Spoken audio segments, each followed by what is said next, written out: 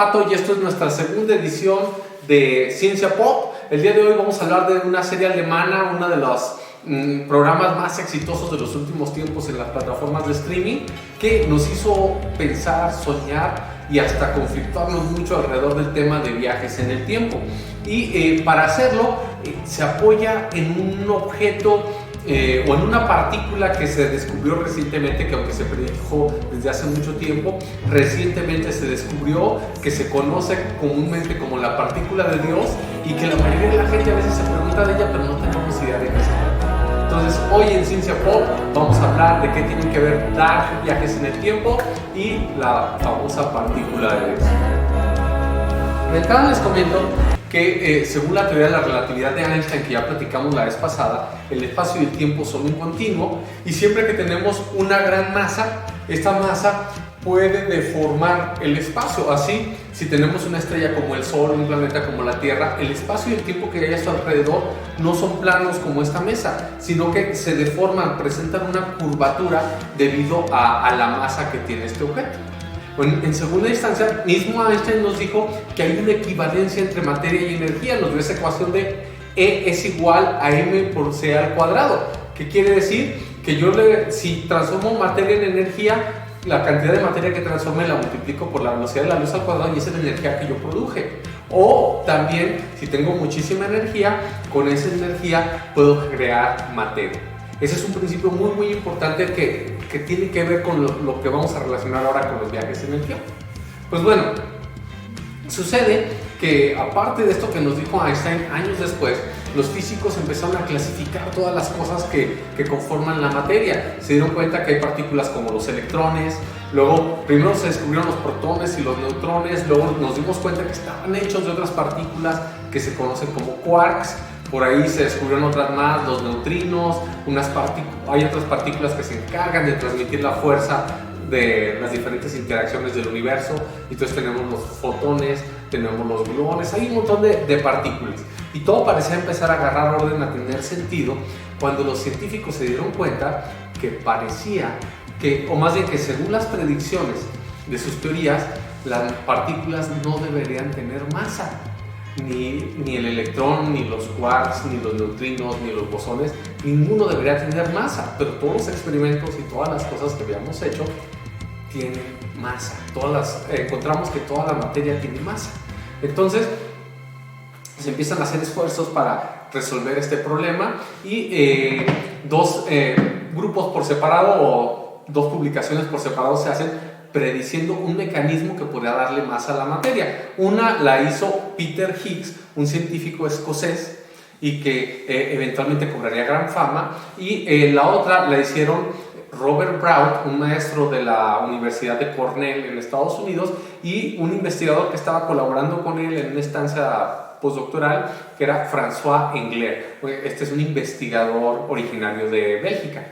De hecho, curiosamente, Brown y Englert fueron los primeros que publicaron esta idea del mecanismo que le iba a dar masa a la materia.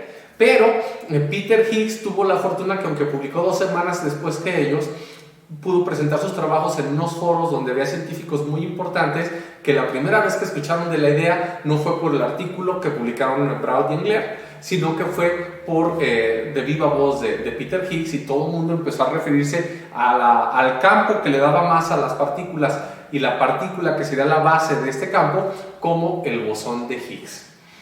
A partir de ahí les estoy hablando esto de los 60, 70, los científicos tratan de buscar, porque una cosa es que lo predigan teóricamente y otra cosa es que ya en realidad nos demos cuenta de que existe. Entonces empezaron en unos laboratorios muy grandes, que son los aceleradores de partículas, Fermilab en Chicago, en Estados Unidos, y el Centro Europeo de Investigación Nuclear, que está instalado entre la frontera entre Suiza y Francia. Empiezan a tratar de hacer experimentos para descubrir esta partícula, el bosón de Higgs, aunque yo digo que debería ser en realidad el bosón de Brown, Englert y Higgs, porque fueron los 3 científicos que lo predijeron.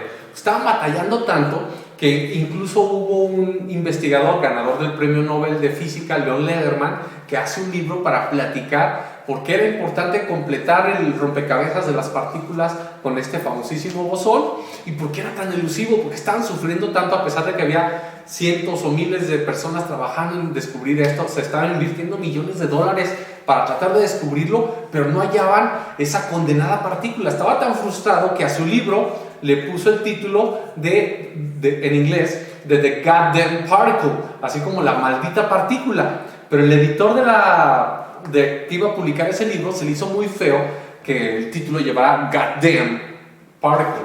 Entonces le dio pena y lo cambió por The God Particle.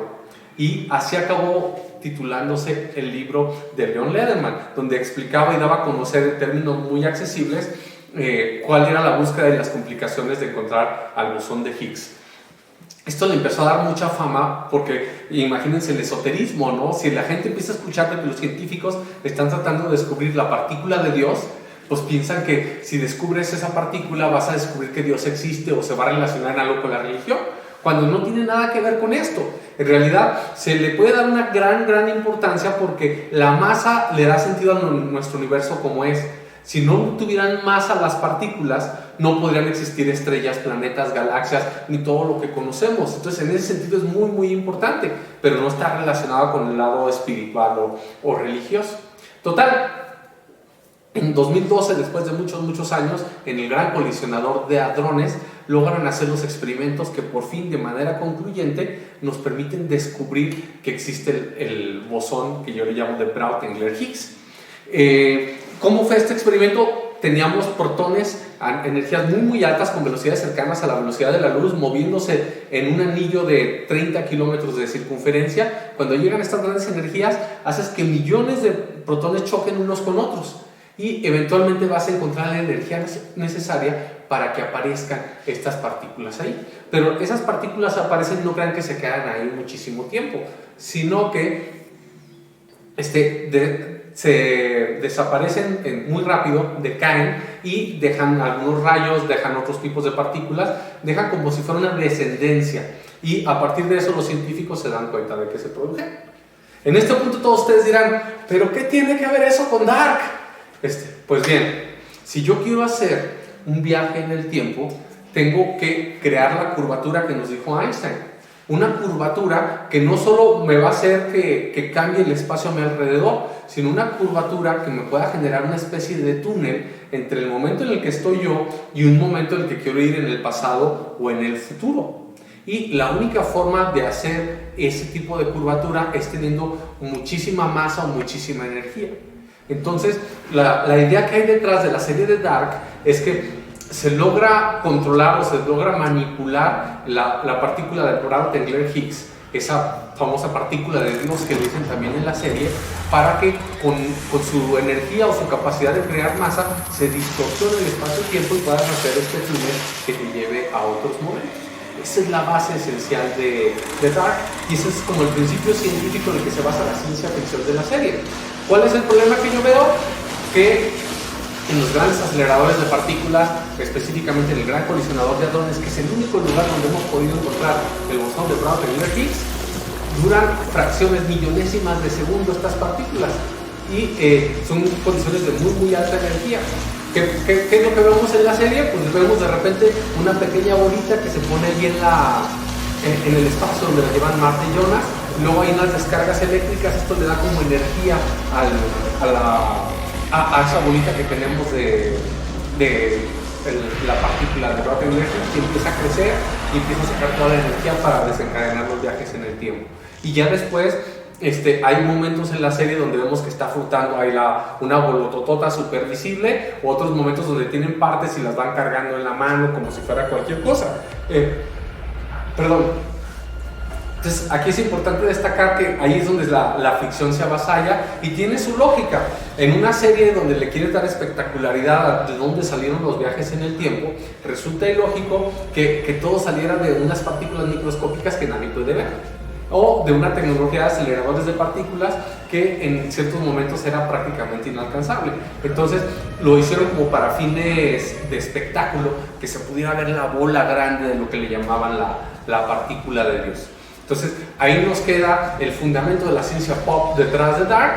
Y ya para terminar les comento que aunque todo el mundo conoce a lo que le llaman la partícula de Dios como el bosón de Higgs, en realidad cuando se hace el descubrimiento, el día que se anuncia todo esto, no solo estuvo Peter Higgs, estuvo también François Englert. Desafortunadamente para ese momento Robert Brown, el otro científico, ya había fallecido, pero se les da el reconocimiento ahí el día que se hace el anuncio, el 4 de julio de 2012, y un año después, en 2013, a los dos se les entrega el Premio Nobel de Física. Hace algunos años yo tuve la fortuna de asistir a un congreso en Bélgica en que la inauguración, el conferencista fue nada más y nada menos que François Englert. Y como regalo de parte del grupo Quark de aquí del Museo de Ciencias de la UAS, le llevamos una playera donde decía el bosón de Brown-Englert-Higgs, la masa para tus partículas, y tenía un gráfico de cómo se descubrió la partícula y la energía donde se descubrió, que fue un detalle que realmente le encantó a don François Englert, porque pues a pesar de que él tiene el reconocimiento académico, tiene la visión de sus colegas de qué él aportó para este mecanismo que nos dice de dónde sale la masa para toda la materia, pues la mayoría de la gente a veces ni se entera que François Englert fue parte de este gran avance.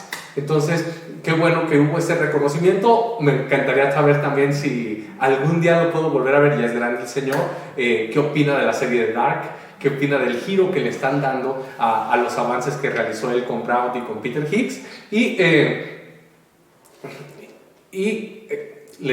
Les agrego pues que no deja de ser maravillosa la capacidad a veces de los creativos del mundo pop de tomar los grandes hallazgos de vanguardia, porque la partícula de Brown-Englert-Higgs es algo muy, muy nuevo en cuanto a que se confirmó que realmente existe, y le damos un giro para ayudarnos a soñar con lo que se puede lograr en el mundo de la ciencia ficción. Eso es todo por hoy. Les recuerdo que agradecemos que se suscriban, que den like, que le activen la campanita, denos sus comentarios sobre qué serie, sobre qué película quieren que platiquemos, y nos vemos hasta la próxima con Ciencia en Casa y Ciencia Pop.